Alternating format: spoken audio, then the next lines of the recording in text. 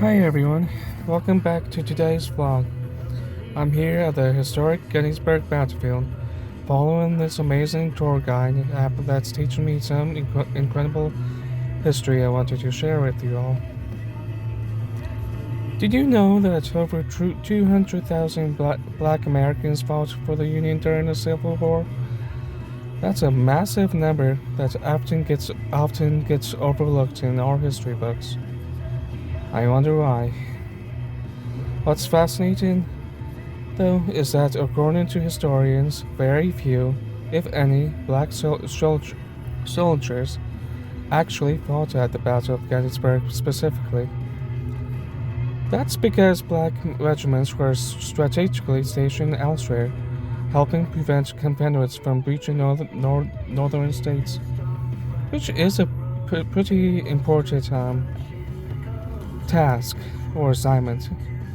Um, because if you can hold off enemies from breaching your territory, that makes the victory for the war easier. So, yeah, black regiments had a huge and important duty to the Union. So, but would have been pretty cool and for some of them to have fought here in Gettysburg itself, the turning point of the Civil War, and where but, President Abraham Lincoln gave his Gettysburg address. So, yeah, it would have been pretty cool. They were quite literally holding the line in other crucial locations while this famous battle was taking place. And if they didn't hold the line, then there could have been more Confederate troops and regiments that could have came here and helped. There could have been another Battle of Gettysburg, and who knows, that could have decided the fate and made the whole United States the Confederate States of America, or whatever they wanted to call it, if they won. Um, the app is telling me blah blah blah. Even though black soldiers weren't fighting here, there were plenty of black noncombatants who played vital roles. They drove ambulances and supply wagons, which the Union needed those. Pretty much any um, of the regiments, Confederate or Union, needed those ambulances and supply wagons to move the wounded and supply the lines.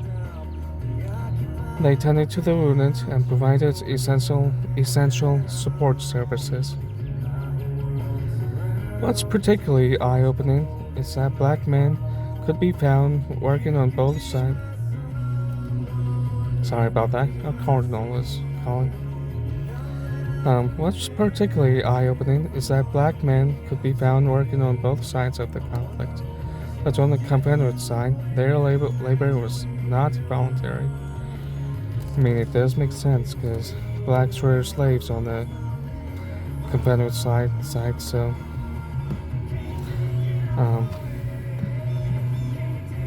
Confederate officers often forced enslaved men into service as personal attendants.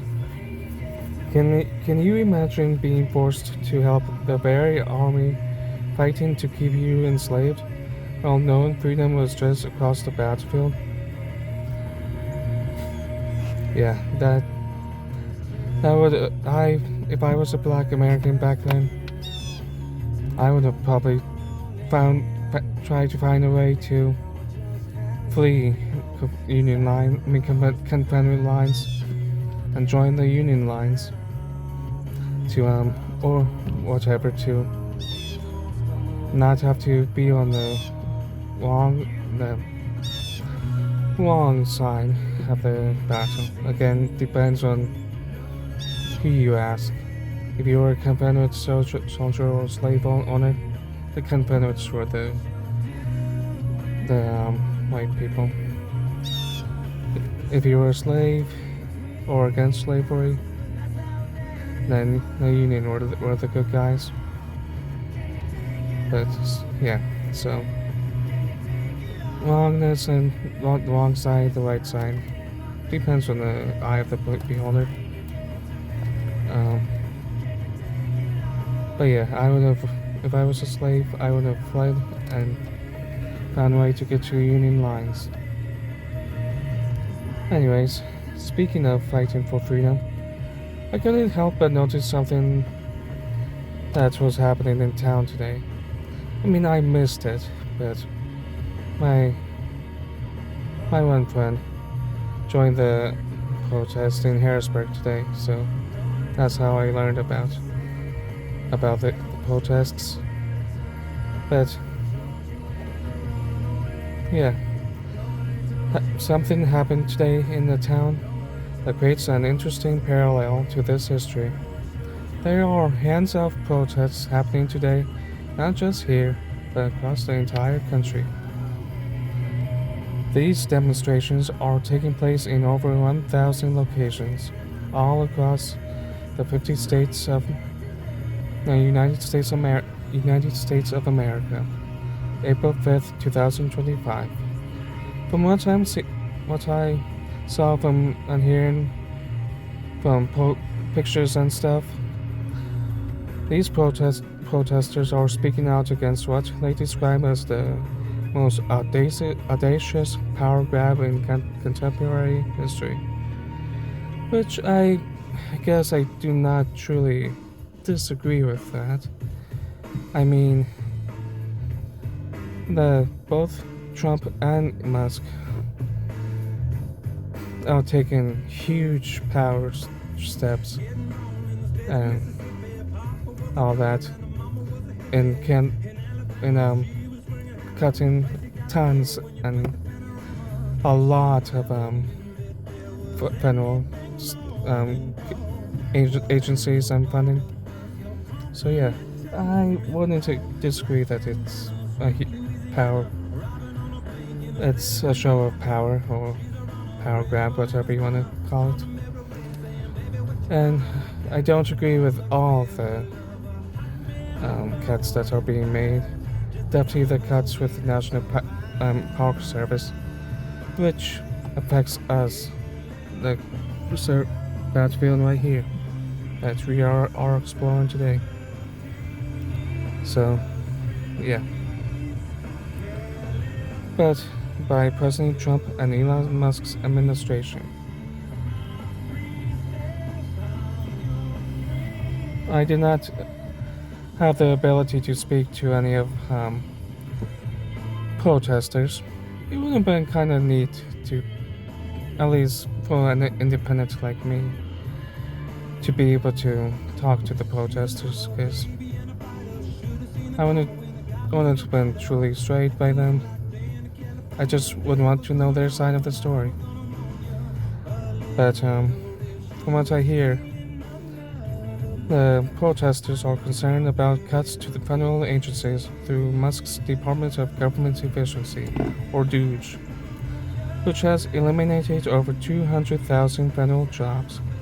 They're also worried about threats to Social Security, which, again, after my experience with at least the Pennsylvania Social Security, where they put me in a fucking coat closet with an old man asking me dumbass, pardon my French, but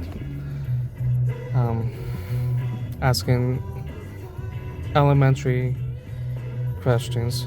I mean, I guess I can kind of understand it.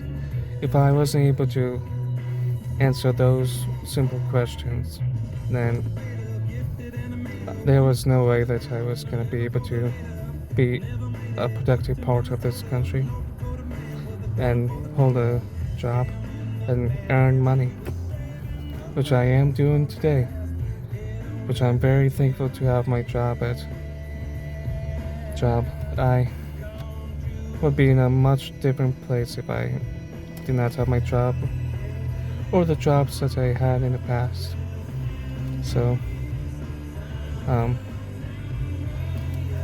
yeah, but I guess now thinking about it, the questions they asked weren't that bad.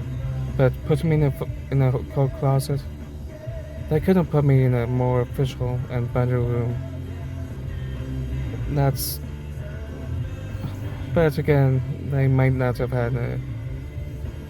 I think this was, yeah, 2017 or something, the last time Trump was in presidency. So, could have been issues with funding with social social security. So, who knows? Could have been that, but still, I just wish they could have put me in a more nicer and official room. So, I guess if anyone from the Pennsylvania Social Security is watching, I do apologize for how I conducted myself back then. But anyways, yeah, they're also worrying about threats to social security, Medicare, and various civil liberties. It's fascinating to see these parallels between past and present. In the 1860s, black Americans fought for freedom and recognition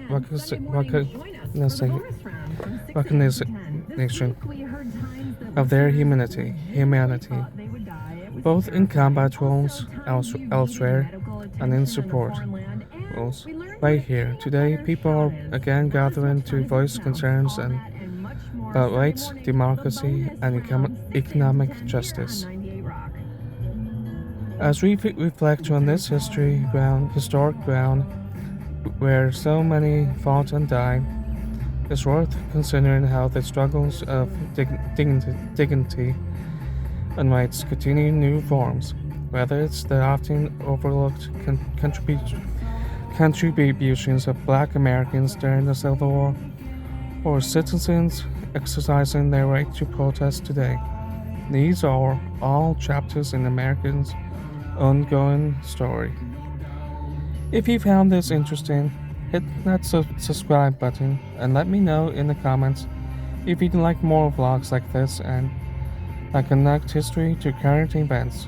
Until next time, adios and goodbye, and thank you for being amazing and joining me in this journey to explore, learn, and teach the